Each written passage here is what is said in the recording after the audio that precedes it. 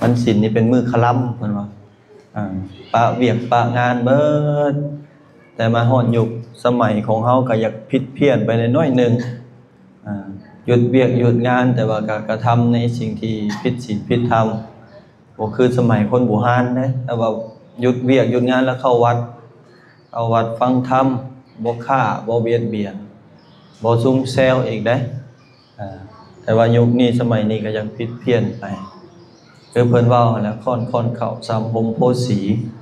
ศีลธรรมที่เคยมีก็ห่างเหินคลาดหายไปเรื่อยเอาท่านทั้งหลายก็เริ่มออกไกลจากศีลจากธรรม ก็อย่างที่เราเห็นในปัจจุบันบุคคลที่จะประพฤติปฏิบัติตามหลักธรรมคำสั่งสอนนี่ก็มีน้อยคนส่วนหลายก็หันเหไปในทางโศกทางลาภทางมหาเสน่ห์ทางนิสังต่างๆเพื่อแสวงหาซึ่งโภคทรัพย์ที่ปราศจากศีลธรรมบ่สนบ่วนนำศีลนำธรรมมีแต่ว่าสิเอาอย่างเดียวนะสำหรับฆราวาสพอออกไม่ออกเฮาฆราวาสหมายถึงผู้ครองเฮือนนั่นแหละ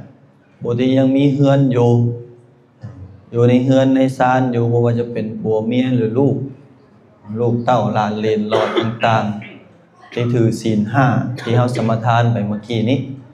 สำหรับฆราวาสก็แน่นอนพระภูมิพระภาคเจ้าเพิ่นเป็นผู้ฉลาดไม่ออกสมมาเป็นครูของเราทวยเทพและมนุษย์ทั้งหลายในขอบจักรวาลเพิ่นสอนเพิ่นบอกเพิ่นกล่าวหมดทั้งเราเทวดาก็ดีอินพรหมยมยักษ์ว่าแต่มีโอกาสเพิ่นหักบอกหักสอนหมดธรรมที่เพิ่นตรัสรู้มาเพิ่นก็ยังสอนเกี่ยวกับพอออกไม่ออกเฮาอีกเพิ่นว่าฆราวาสธรรม4ประการสำหรับผู้ครองเฮือนคือผู้ที่ยังใช้ชีวิตแบบฆราวาสมีลูกมีเมียมีผัวมีหลานมีวิสังต่างๆยังทำมาหากินอยู่พระพุทธเจ้าเพิ่นวางไว้อยู่4อย่างที่1สัจจะเป็นฆราวาสต้องมีสัจจะคือความซื่อสัตย์จริงใจอย่างที่2ธรรมะคือความการข่มใจต้องข่มต้องฝึกรู้จักฝึกใจรู้จักฝึกตนใช้ชีวิตบ่แม่นว่าใช้พอแต่แล้วมื้อแต่ซื่อได้แต่ต้องเป็นผู้ที่ข่มใจต้องเป็นที่ผู้แสวงหาในการฝึกตนอันที่2อันที่3ขันติคือความอดทนอดกลั้นอดทนต่อความอยากที่มันเกินประมาณอดทนต่อความโกรธที่มันอยากหายโมโหโทโสอดทนต่อความหลงคือความบ่ฮู้ได้คืออวิชชาอดทนต่อมัน อย่าให้มันหลงความหมายของอดทนนั่นน่ะอดทนบ่ได้อดกั้น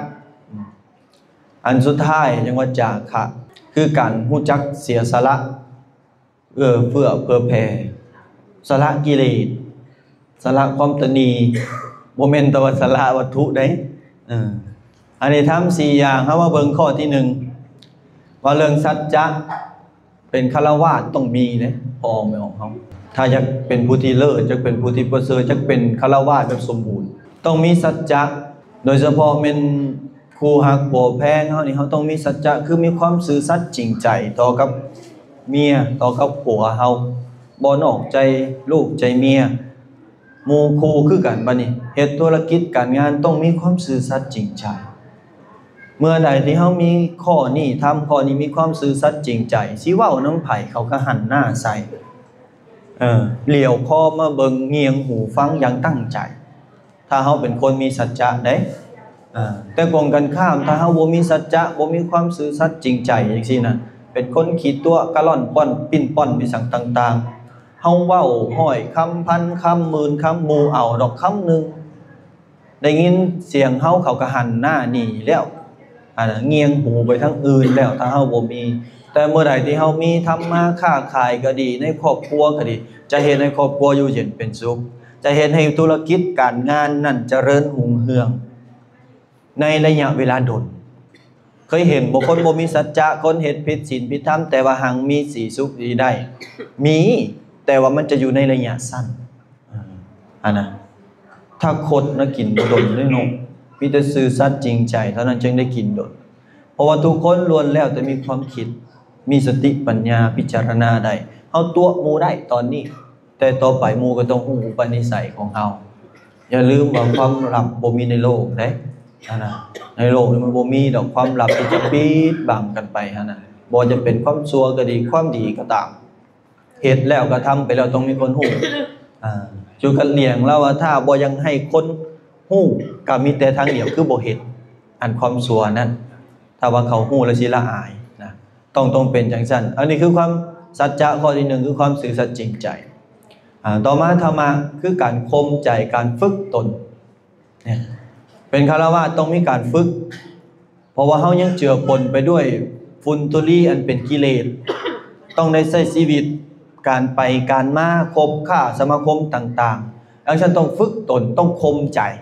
เวลาไปพ่อหมู่คู่มักดื่มน้ำเมามักเสพสิ่งเสพติดต่างๆเที่ยวเตะเฮฮาจนเกินไปเฮาต้องข่มใจเพื่อจะบ่ให้ไปกับเขาเพื่อบ่ให้ไหลไปกับเขาลูกเมียยังท่าอยู่เฮือนอยู่ผัวยังท่าอยู่เฮือนอยู่ถ้าไม่ออกก็ได้เฮ็ดเวียกการงานต้องมีการข่มอย่างซั่นตัวใดมันถูกมันต้องเฮาจังเฮ็ดบ่แม่นว่าหมู่มาเสนอหมู่มาสักส่วนโอ้ยเฮ็ดตัวนี้ได้ดีได้เงินดีได้ลิ้นพนันไว้สั่งต่างๆโอ้ยเฮาต้องข่มใจมันความอยากเฮาอยู่แต่ว่าเฮาต้องข่มแม่นบ่เพราะถ้าเฮาไหลไปน้ำสังคมไหลไปน้ำเขาจังซี่นะก็สิเฮ็ดให้เฮาเดือดร้อนถึงที่สุดเลยญาติโยมเฮาผิดต้องเคียงกันอยู่ในครอบในครัวธุรกิจการงานก็ล่มจมไปเพราะว่านำการสู้ไปสู่การพนันก็ดีการเที่ยวเตะฮากลางคืนก็ดีดื่มน้ำเมาวิสังต่างๆก็ดีอาจารย์ต้องมีการข่มใจแล้วก็ฝึกตัวเองให้มันดีขึ้นคือฮู้เข้าใจในหลักธรรมเฮ็ดจังไดในการดำรงชีวิตของพระภูมิพระภาคเจ้าที่เพิ่นบอกเพิ่นสอนเฮาเพื่อจะให้ชีวิตนี้มันยืนรักษาสุขภาพแนวใดดำรงชีวิตแนวใดหาทรัพย์จังใดเฮาก็ต้องพยายามศึกษาพยายามฝึกตนเองข่มตนเองมีโอกาสเวลาก็เฮ็ดบุญตามโอกาสสมควรสำคัญคือการเจริญสติต้องให้มีตัวนี้บ่ได้เสียเงินบ่ได้เสียคำบ่ได้มีพิธีดีตองมีสั่งต่างๆมันอยู่นำเฮาตลอดแบบอาจารย์เว้าตลอดในลมหายใจนะคือการฝึกตัวนี้แหละฝึกเรื่อยๆก็ทำอยู่เรื่อยๆแล้วเมื่อใดที่เฮามีทำข้อนี้อยู่ในจิตในใจแน่นอนเฮาเป็นผู้ที่มั่นเพียงมาอีกแล้วข้อหนึ่งข้อที่3คือขันตินอกจากมีการฝึกเราต้องมีการข่มพร้อมกันนี่การอดทนสิ่งยั่วยวนต่างๆความโกรธความโลภความหลงความโมโหโทโสมีคนมาด่าคนมาปล่อยใส่หายป้ายสีมีคนมาสักมาโซนอาจารย์เว้านั่นแหละนอกจากฝึกเราต้องอดทนพร้อมได้บัดนี้นะต่อความอยากเหล่านั้นต่อความหลงเหล่านั้นต่อความโมโหโทโสเหล่านั้นโอ๊ตมันเรื่อยๆกัดแขวยุ่มพิสังไสกวาไปหมดเพื่อให้มันบ่หลงไหลไปนำกระแสสังคม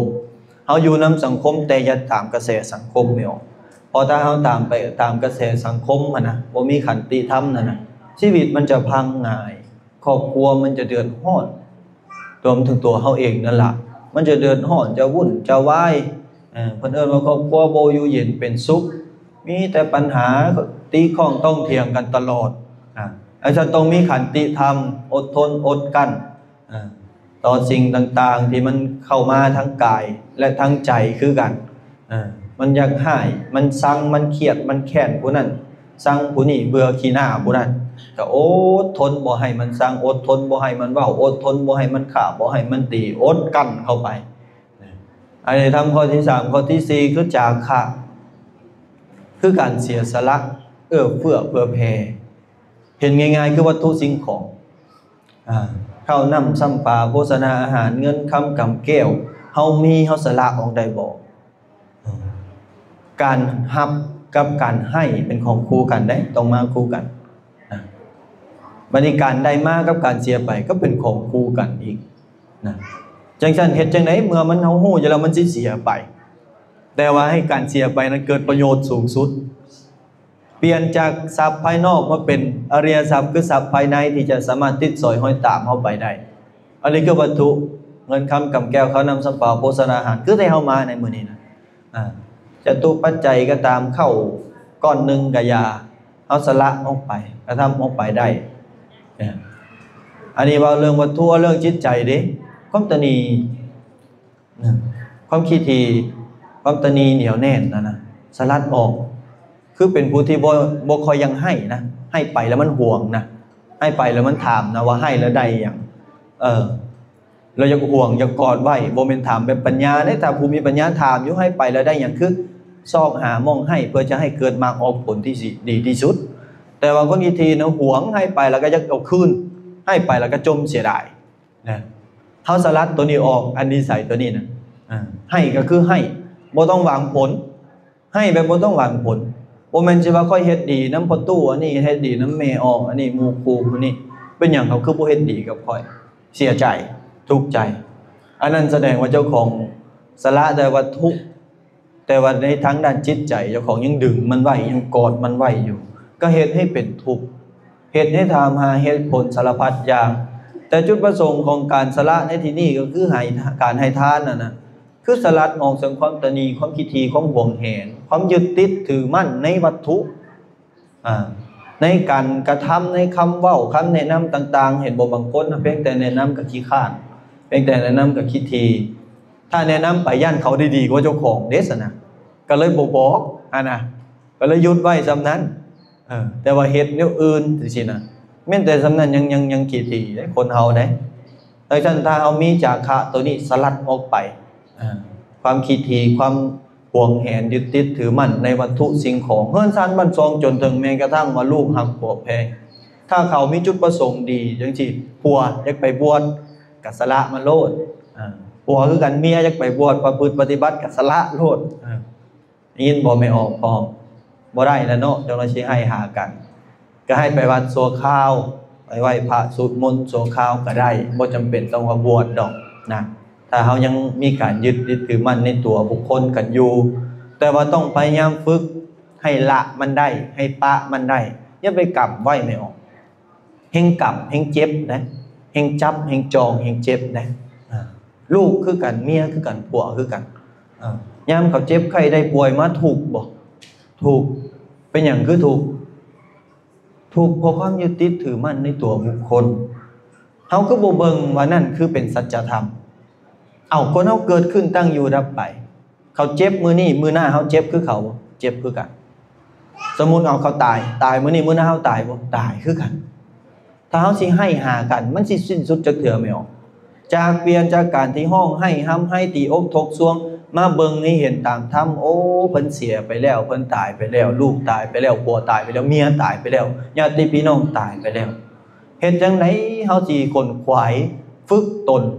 คมใจเจ้าของให้ปราศจากกิเลสฝึกตนให้พ้นจากความทุกข์ทั้งหลายทั้งปวงคือกิเลสทั้งหลายทั้งปวงเหล่านี้ก่อนที่เขาจะตายคือเขาเบิ่งจังซั่นได้บัดนี้เบิ่งกลับกันจังซั่นได้บ่แม่นว่าสิให้อย่างเดียวได้ทุกข์ได้เสียใจได้แต่ต้องมีปัญญาต้องเบิ่งโอ้ยผัวเฮานี่ตายก่อนไว้ยังบ่ทันได้เฮ็ดบุญหลายซ้ำยังบ่ทันได้ฝึกตนเองหลายซ้ำศีลก็บ่ค่อยรักษาลูกเฮาคือกันตายก่อนยังบ่ทันได้ฝึกยังบ่ทันได้รักษาศีลหลายอาจารย์แม่เฮาคือการตายก่อนยังบ่ได้ทันฝึกหลายยังบ่ได้ทันรักษาศีลหลายบัดนี้เฮาสิเฮ็ดเฮาสิรักษาศีลเฮาสิเฮ็ดให้หลายกว่าแม่เฮาสิเฮ็ดให้หลายกว่าพ่อเฮาสิเฮ็ดให้หลายกว่าลูกเฮาเพื่อมื้อใดมื้อนึงเฮาตายไปเฮาจังบ่เป็นห่วงเฮาจังมีที่จังที่เพิ่งคิดจังซั่นให้คิดบวกจังซั่นแล้วก็ประพฤติปฏิบัติอยู่จังซั่นเฮ็ดอยู่จังซั่นแน่นอนว่าเฮาตายโดยที่บ่สิ้นเป้าไม่ออกพองเฮาจะมีทรัพย์ที่ว่าเป็นเสบียงในการเดินทางในวัฏสงสารนี่เราจะบ่ทุกข์จะบ่ภาวะพะวงบ่กังวลบ่แม่นจะว่าสิตายหายใจแผ่อยู่โอ๊ยตายไปเขาสิเฮ็ดบุญหาค่อยบ่แม่นบ่เลยงัวสิอยู่จังได๋เนาะค่อยตายไปแล้วดินตอนนั้นเป็นจังได๋เนาะลูกสิบ่ญาติกันบ่เงินอยู่ในธนาคาร 2-3 ตื้อสิเขาสิบ่ญาติกันบ่ยังเป็นห่วงอยู่ถ้าเป็นห่วงไปยึดติดถือมั่นจังซั่นระวังได้ไปออกไปเกิดเป็นสัตว์เกิดเป็นเปรตเฝ้าทรัพย์เจ้าของบุญที่กระทำมาแล้วชาติแล้วจ้อยบ่มีผลซ้ำพอจิตวาระสุดท้ายนี่สำคัญแต่เมื่อใดเฮามี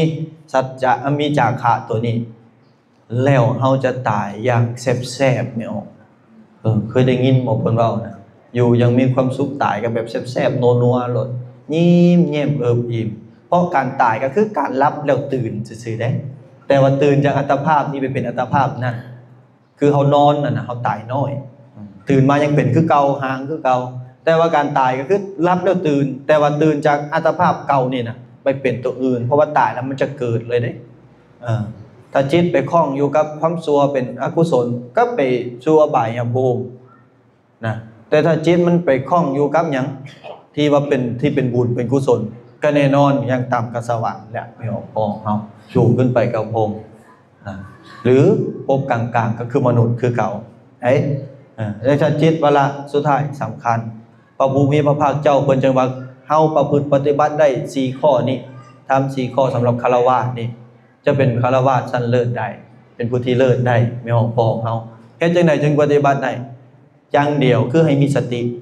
ใช้ชีวิตอย่างมีสติคือการเจริญอานาปานสติมีสติสัมปชัญญะอยู่กับกายคือเห็นลมหายใจเข้าลมหายใจออกบ่เพราะว่าพะวงน้ำอนาคตบ่อะไรหักอะไรหาน้ำอดีตแต่ว่าจงอยู่กับปัจจุบันเนาะอยู่กับปัจจุบันเห็นลมเข้าลมออกอยู่ณปัจจุบันเฮ็ดหยังก็อย่าให้หู้เท่าทันตัวนั้นแล้วทุกอย่างมันจะคอยดีขึ้นคอยดีขึ้นจิตเฮาจะแข็งขึ้นเราจะหู้เท่าทันถึงความทุกข์เฮาจะสลัดได้ง่ายคือคนกับจับไฟเห็นบ่เฮาจับไฟจับปุ๊บร้อนแล้วเฮาก็ปะปั๊บจับปุ๊บร้อนก็ปะปั๊บกิเลสตัณหาคือกันถ้าเฮาหลงไปยึดติดถือมั่นถ้าเฮานั้นปะแห่งทุกข์ถ้าเฮายึดติดถือมั่นน้อยนึงโอ้ยทุกข์ใจน้อยนึงโอ้มันเป็นสัจธรรมปุ๊บปะปั๊บเฮาก็จะบ่ทุกข์ดังนั้นฉันจึงขออนุโมทนาบุญนำสถานตุญาติโยมทุกคนทุกท่าน